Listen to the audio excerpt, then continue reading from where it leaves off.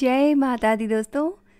अपना देश चैनल में आप सभी का हार्दिक स्वागत है। दोस्तों, करवा चौथ का व्रत ऐसा व्रत है जिसे हर भारतीय नारी, चाहे वो देश में रहे चाहे विदेश में, पूरी आस्था और विश्वास के साथ करती है। लेकिन दोस्तों कभी कभी जाने अनजाने या अज्ञानतावश हम कुछ ऐसी गलतियां कर लेते हैं जिसकी वजह से हमें व्रत का फ़ायदा नहीं मिलता या व्रत का फल प्राप्त नहीं होता। पति की लंबी उम्र की कामना से सुहागिनी करवा चौथ का व्रत करती है। और दोस्तों, इस व्रत के कुछ नियम होते हैं। मान्यता है कि भूल कर भी नियमों का उल्लंघन जो है हमें नहीं करना चाहिए, अन्यथा व्रती महिलाओं को व्रत का फल तो नहीं मिलता है, साथ ही साथ दोस्तों कहीं ना कहीं अपशकुन जरूर नज़र आने लगते हैं। दोस्तों, अगर आप भी चाहते हैं कि करवा माता की कृपा की प्राप्ति हो तो कमेंट में ज़रूर से लिखें जय माता दी। दोस्तों, करवा चौथ अगर आप कर रही हैं तो ये पूरी आस्था और श्रद्धा के साथ में कीजिए। साथ ही दोस्तों कुछ चीज़ें हैं जिन्हें कि आपने ज़रूर से ख्याल रखना चाहिए। सबसे पहली चीज़ दोस्तों कि आपने भूल कर भी करवा चौथ के दिन कोई भी उजले यानी कि सफ़ेद रंग के जो है कपड़े नहीं पहनने चाहिए, और ना ही काले नीले इस तरह के जो रंग है जिन्हें कि अपशकुनी रंग मानते हैं, ऐसे कपड़े भूल कर भी आपने करवा चौथ के दिन नहीं पहनने चाहिए। बहुत हैं कि क्या हम इनर भी ब्लैक कलर का नहीं पहन सकते।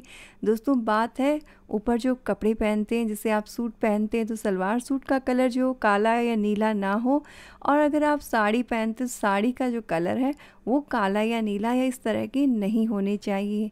इसके साथ ही दोस्तों इस दिन किसी को भी आपने दूध, दही, चावल या सफ़ेद कपड़े इत्यादि या सफ़ेद चीज़ का दान जो है इस दिन नहीं करना चाहिए। दोस्तों, इस चीज़ का विशेष ख्याल रखें। बहुत से लोग कपड़ों का तो ख्याल रख लेते हैं लेकिन इस चीज़ का पता नहीं होता है दोस्तों, इसलिए भूल कर भी दूध, दही, चावल ये अन्य कोई सफ़ेद चीज़ जो है दोस्तों इस दिन आपने भूल कर भी किसी को नहीं देनी चाहिए। और शाम के समय कभी भी आपने ये चीज़ें किसी को भी नहीं देनी चाहिए।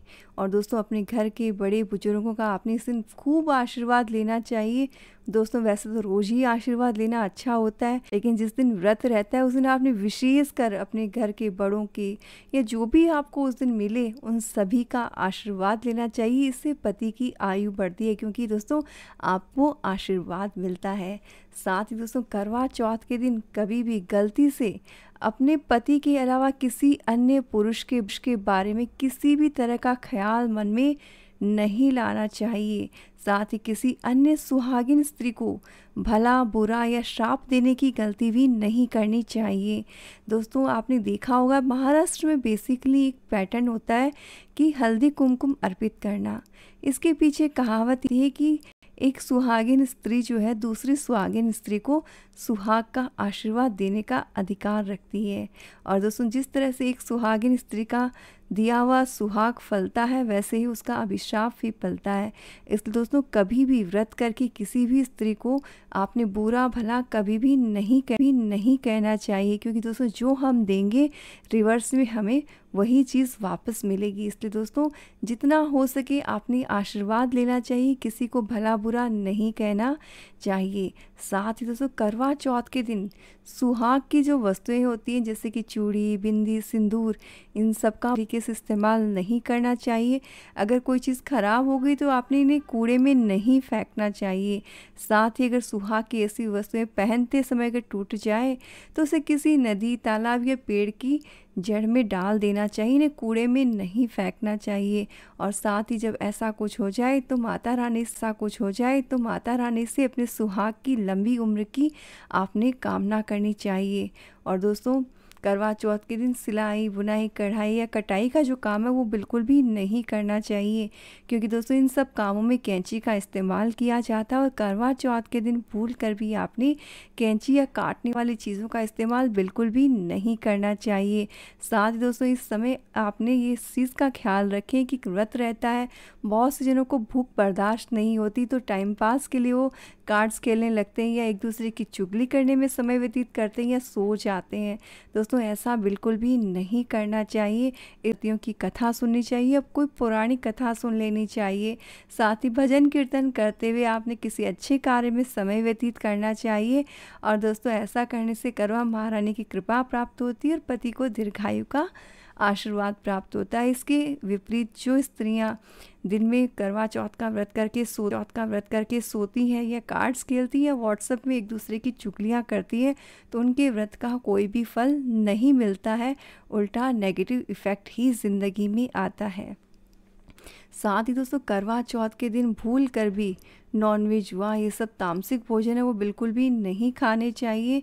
सीजन के अगर पीरियड्स आ जाते हैं तो वो लोग ना कुछ नियमों को अवॉइड कर देते हैं, तो ऐसे बिल्कुल भी नहीं करना चाहिए। अगर आपको पीरियड्स है तभी आपने पूरे विधि विधान से जो व्रत करना चाहिए। साथ ही दोस्तों एक बहुत बड़ी गलती जो है बहुत से पुरुष करते हैं, पत्नियां तो उनके लिए व्रत करती हैं और वो नॉनवेज और या फिर लहसुन प्याज से भरा बड़ा ही तामसिक भोजन करते हैं, नशीली वस्तुओं का सेवन करते हैं। दोस्तों ऐसा बिल्कुल भी नहीं करना चाहिए।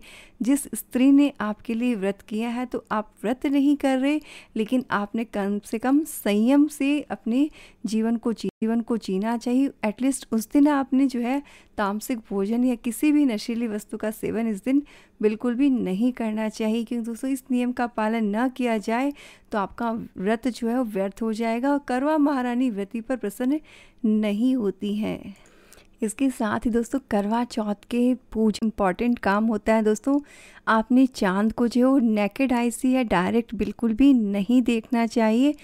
चौथ का चांद आप जब भी देखें, चाहे किसी व्रत की पूजा के लिए देखें, आपने किसी छलनी के थ्रू या इनडायरेक्ट वे में ही या जैसे पानी में उसकी छाया देख लें उस तरह से पूजन करें, क्योंकि दोस्तों चौथ के चांद को देखने से झूठा आरोप लगता है। इसलिए आप भी इस चीज़ का ख्याल रखें, आपने छलनी के थ्रू ही चांद को देखना चाहिए।